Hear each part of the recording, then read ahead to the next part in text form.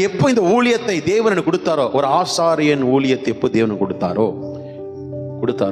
அந்த நாள் இருந்து என் மனைவிக்கு நல்லா தெரியும், என்னோடு கூட பிரயாணிக்கிறவங்களுக்கு நல்லா தெரியும். என்ன தெரியும்? கிறிஸ்துமஸ் தாத்தா பைபிள்ல கிடையாது, கேரல் ரவுண்டு பைபிள்ல கிடையாது. கிறிஸ்துவ பிறந்தார் நற்செய்திய கிறிஸ்துவ வீட்டுக்கு போய் நாம சொல்லுவது முட்டாள்தானோ? கிறிஸ்துவோடைய வீட்டுக்கு போய் காணிக்க கலெக்ட் பண்ணி அவங்க கொடுக்கிறத சாப்பிட்டு வருவது வேதத்துக்கு புறம்பானது. நாம என்ன செய்யணும்? தேவதூதர்கள் என்ன செய்தார்கள்? அதை தான் நாம செய்யணும். இருளிலே இருக்கிற ஜனங்கள் பெரிய வெளிச்சத்தை கண்டார்கள். இருள யார் இருக்கிறாங்க? கிறிஸ்துவை அறியாதவர்கள்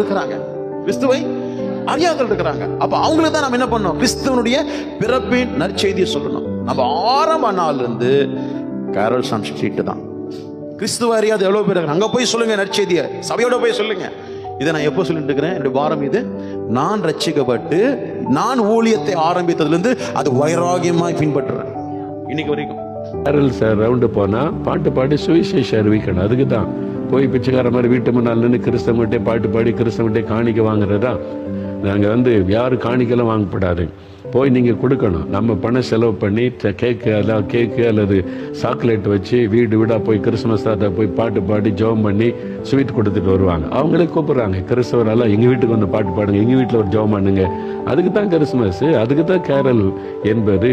கிறிஸ்தவ வீட்டுக்கு போய் பாட்டு பாடிக்கிட்டு அவங்க கொடுக்குற காஃபி வடையை சாப்பிட்டுக்கிட்டு மாறணும் சபை.